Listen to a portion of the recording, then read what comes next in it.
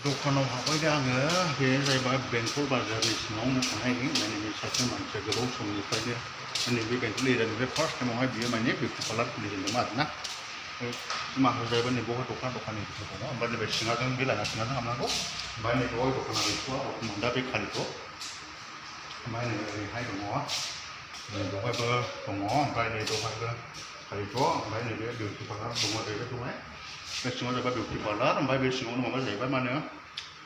बेवहाय हाबा इदिफोर जानाय मानाय खाथिनिफ्रायहाय मोनजोबो आरो सोरबा हाबा जानायनि माबा मोनसे प्रग्रामफोरनि थाखाय माबाफोर जायोब्ला साजायनो मानोहाय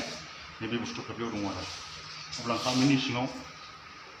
आं गय दानि बेंटलाव फार्स्ट टाइम फैनाय जाहैबाय आरोना बे दिनैसिमावहाय 10 बोसोर जाबायनो ओमफ्राय आं बेयावनो फैदों ओमफ्राय बेनि एरि खालामनायखौनो जाहैबाय बेनि देलायग्रा सिख्लाफोरनि देलायग्रा माबा माबि फुनग्रा माग्रा बेफोरनो जोबसै आरो माखासे बेनिफ्राय आयना गिदिर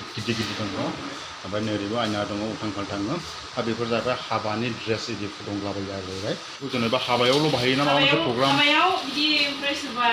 बिदिनो सोरबा बिदि स्पेशेल डे थायोना वाइट ड्रेस नागिरनो मायो माबा खामानि आरो ओमफ्राय नैबेयो मा हाबायाव माबायाव खर' गानग्रा नामा खर' गानग्रा बे जाहैबाय रेडिमेड ना बेफोरो रेडिमेड बिहरनो आरो माबानिफ्राय नैबे जाथारनांगौ बै माखासेफ्रा बिदिनो हेन्दमेड न'आवनो बानायनो बेसे दामफ्रा बेफोर गाहाम लायो बेफोरखौलाय नैबे 1800 थाङो नै बे न'आ 1800 ना आरो ग्लभ बायदिसिना लाङोना नै बिदि हेन्दग्लभफोरखौ लांफादेरदों आरो बेफोरखौबो बानायजोबनायसो माने आंनो बानायजोबो आरो सिख्लाफोरखौ लानानैहाय बेफोर माने बायना होनाया आं माबा जाबाय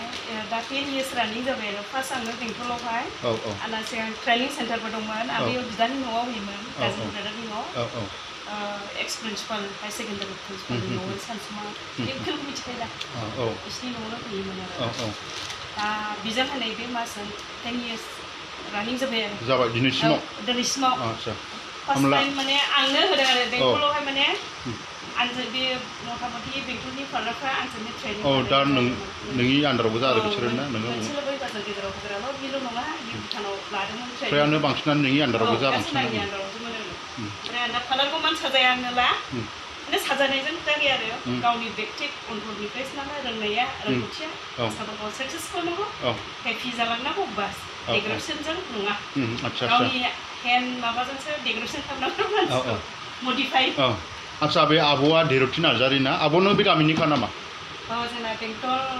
2 नम्बर बेंटल मारुफारा आच्छा बे आब'नि न'आ आच्छा आब'नि न'आ जाहैबाय 2 नं मारुफारा माने बे बेंटल बासनि सानजाथिं खालामनांगौ ओमफ्रायहाय आब'आ नै बिउटि पार्लार दहा बेंटलाव फार्स्ट टाइम होजेनदों आरो ना बियो दिनैसिमाव 10 बोसोर माने 10 बोसोर जाबाय आरो 10 बोसोर जाबाय आरो नङा आंगौना आब'ने होमब्ला नायदो बे माखासे बेसेबांनाखि बेंटलावहाय दङ माने बिनि आन्दारावबो जादों बांसिन दा मोनसे बाजार गेजेराव सोरबा बिउटि पार्लार हैनो माने बेल' नङा आरो ना रमिता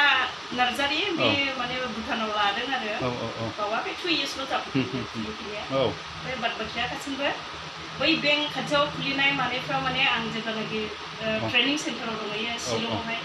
होमब्ला बिसोरो माने जों खुलिदोंमोन आंनि लोगोजों आंजों खुलिनानै गालांदोंमोन जों बास स्टेन्डआव आदा आगस्ट'नि न'आव बैयावहाय मेन बास स्टेन्डनि एसे साहानो आरो आच्छा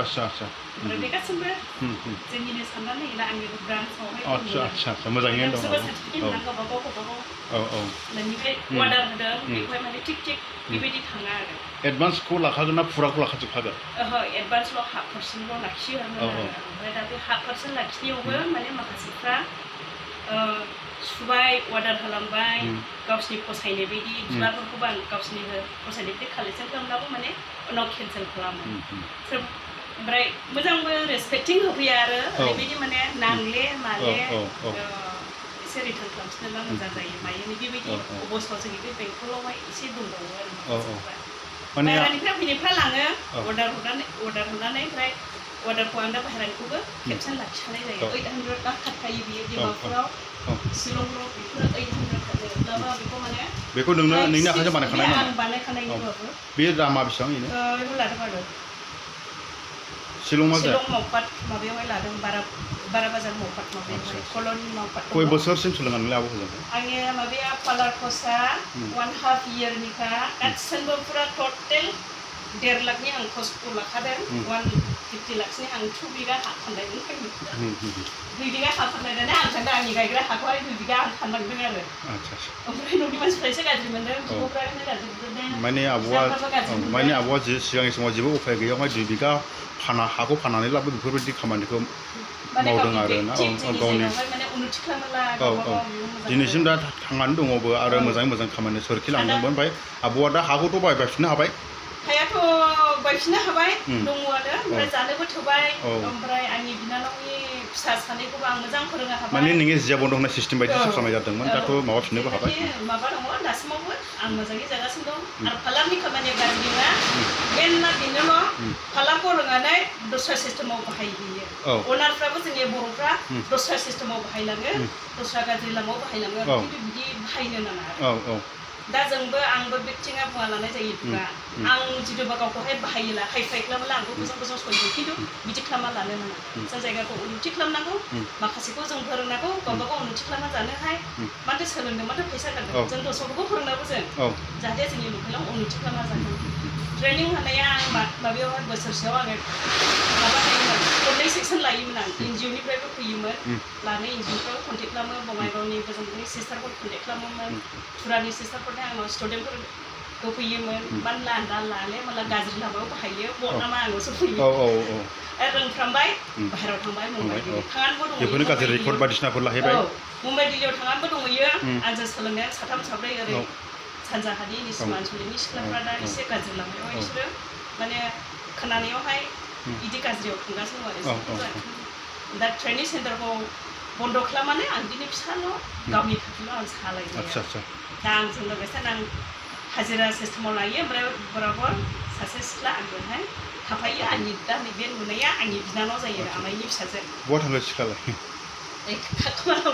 लाजिनाय मोनदों आरो आচ্ছা आब' नोंनि बे दखानखौहाय मा नाम दंमोनलाय माबाया बिउटि पार्लार नामा फेरि बिउटि पार्लार फेरि बिउटि पार्लार बेंटल बाजार आচ্ছা होमब्ला आब' नोंनिसिम गोजोन थाबाय दे थेंक इउ बाबु फैनायनि थाखाय